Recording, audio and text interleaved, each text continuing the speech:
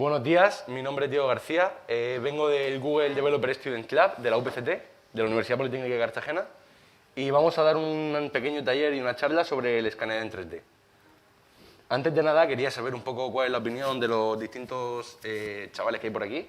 Entonces, me gustaría saber qué pensáis vosotros que es el escaneo 3D. ¿Algún voluntario para empezar? ¿Tenemos el primero? Lo escaneas y haces como un modelo 3D en el ordenador.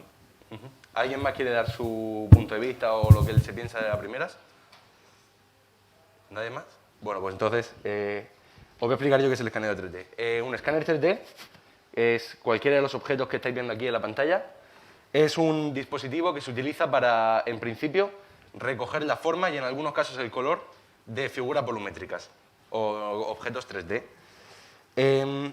Se suelen utilizar sobre todo en diseño industrial, en videojuegos como puede ser la cámara de la Xbox, la Kinect, o por ejemplo para la topología de terrenos. Eso más adelante lo veremos.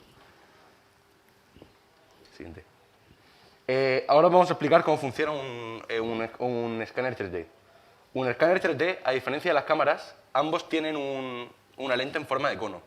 Las cámaras cogen imagen plana, cogen imagen en 2D, donde recogen formas y colores. El escáner 3D, en vez de una imagen plana, coge una nube de puntos, que son muchos puntitos repartidos uniformemente en el espacio, para luego, a través de un software de ordenador, montar una figura en 3D. Esto funciona a través de coordenadas esféricas. Por ejemplo, las fotos irían en coordenadas cartesianas, que es el eje X, Y que hemos visto en toda la vida. El escáner 3D funciona en coordenadas esféricas. Aquí podemos ver los tres ángulos principales de las coordenadas esféricas, que son phi, teta y la R. Entonces, el escáner 3D, que es el objeto que tenemos aquí delante, que luego utilizaremos, se sitúa a sí mismo en el eje de coordenadas, en el punto 0, 0, 0. Entonces, a través de cuando vamos moviéndonos alrededor del escáner 3D o el escáner 3D se mueve alrededor de nosotros, recoge una serie de coordenadas basadas en estos tres ángulos para repartir uniformemente varios puntos en el espacio.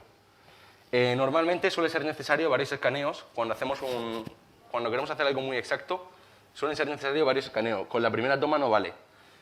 El funcionamiento de cómo funciona un escáner 3D en realidad es con un haz láser de luz envía un pulso. Cuando lo recibe de vuelta, el escáner detecta que hay un punto ahí.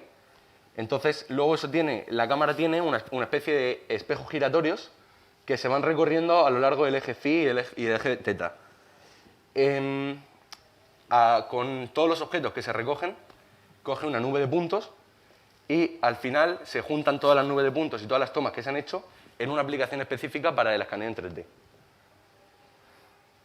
Hay varios tipos de escáner 3D. El primero es un escáner con contacto. Es el escáner más antiguo o el que a día de hoy menos se utiliza. Tiene un instrumento llamado palpador, normalmente hecho con una punta de grafito, que va tocando varios puntos alrededor del objeto a escanear. Hoy en día, como la tecnología que ha avanzado, se suelen utilizar los escáneres sin contactos. El que tenemos aquí es un escáner activo. Dentro del escáner activo, los dos tipos de escáneres más utilizados son el TOF, que es Time of Flight, en inglés, en español es tiempo de vuelo, y el escáner por triangulación. El escáner por tiempo de vuelo funciona precisamente como se estaba comentando. El propio escáner lanza un haz o un pulso de luz y cuando lo recibe de vuelta detecta que hay un punto en el espacio. Según va girando o se va moviendo el escáner alrededor de la persona o el objeto a destacar, el escáner va detectando diferentes distancias y posiciones en el espacio. El escáner por triangulación funciona de una manera muy parecida. También funciona por haces de luz y pulsos, pero no, es más exacto, más caro y se utiliza para otras cosas. Luego están los escáneres pasivos. Los escáneres pasivos se suelen utilizar sobre todo se suelen utilizar para lo mismo que para lo que se utilizan los demás, pero la forma de funcionar es diferente. Estos, en vez de por puntos recogidos en el espacio, funcionan por la radiación que la cámara detecta. Suelen detectar siluetas y luego, a través del programa de ordenador, con otra aplicación característica, convierten esas siluetas a a un objeto en 3D. Y los estereoscópicos lo que hacen es coger varias imágenes, tomar varias fotografías y a través de esas varias fotografías juntarlas todas en un objeto 3D. El apartado más importante del escaneado 3D es la reconstrucción. Para esto se utilizan aplicaciones específicas de ordenador, como puede ser la que utilizaremos más adelante, llamada Scanect, donde recoge modelos de mallas de polígonos.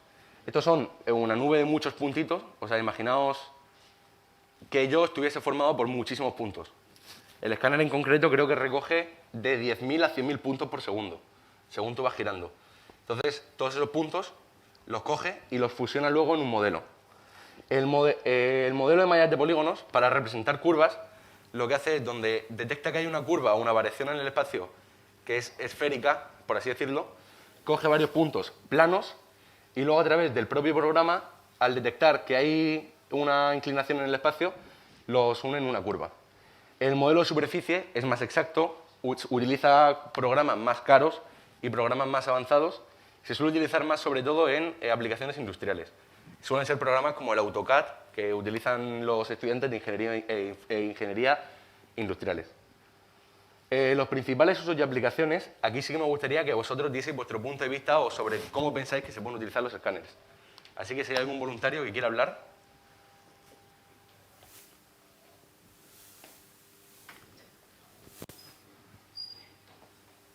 A ver, uy, Que sí.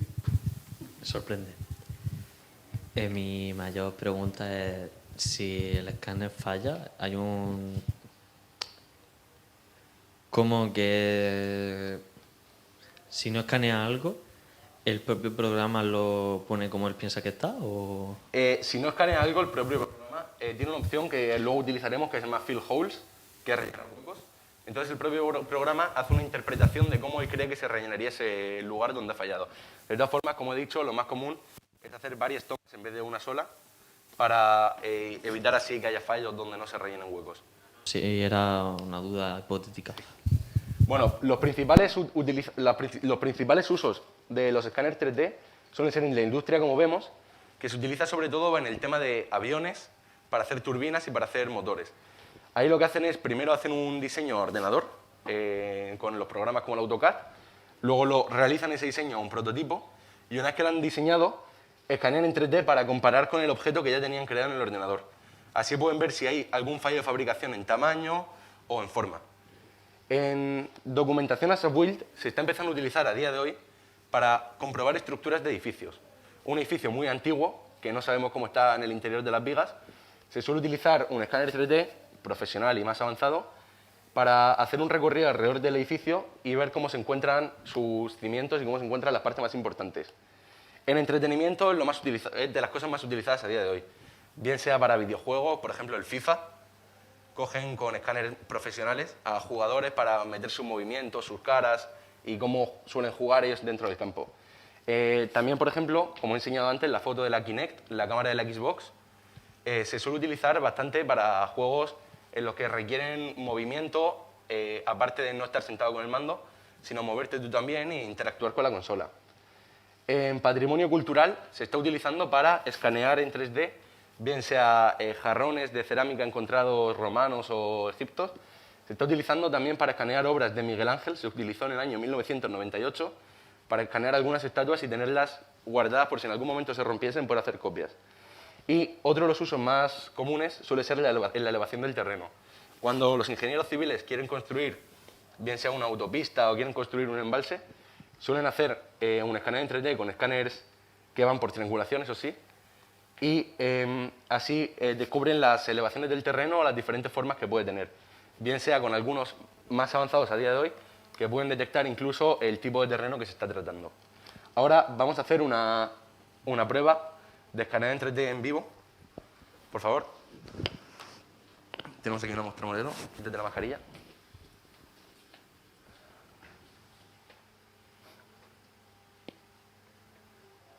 Siéntate. Vale.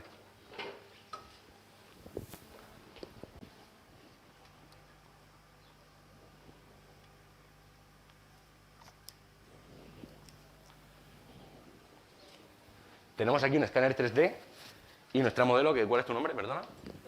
Zoe. Vamos a ver cómo se haría un escaneo en 3D de una persona. Ahora, va a ir girando poco a poco y vamos a ir viendo cómo va recogiendo la nube de puntos.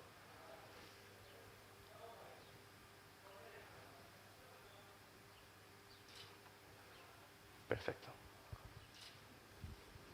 Todos estos puntos los ha recogido el escáner 3D. Ya os digo, suele ser algo bastante rápido. Y ahora vamos a ver la reconstrucción de la nube de puntos, de cómo la máquina ha interpretado que estaban esos puntos situados en el espacio.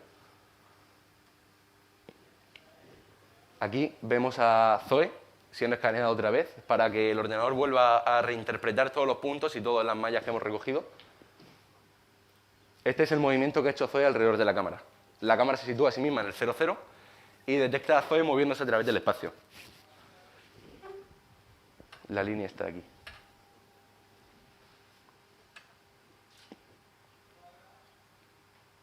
Ahora, a través de un procesamiento de imagen, de escaneo 3D, vamos a rellenar los huecos que han faltado por escanear. Podríamos hacer más tomas, pero vamos a rellenarlos directamente. Y en Colorize, por suerte, tenemos un escáner que también recoge color. Entonces vamos a aprovechar también para ponerle color al modelo 3D que hemos creado. Ahora, en Share, nos iríamos en Export Model y podríamos, en Export Preview, podríamos exportar la imagen del escaneo en 3D que le hemos hecho a nuestra compañera Zoe para imprimirlo en 3D o para utilizarlo en diferentes aplicaciones. Bien sea si hiciésemos un videojuego, si hicimos alguna cosa.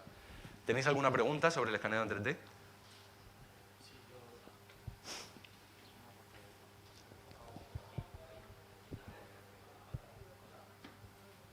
Está apagado. Hola. Ah, vale.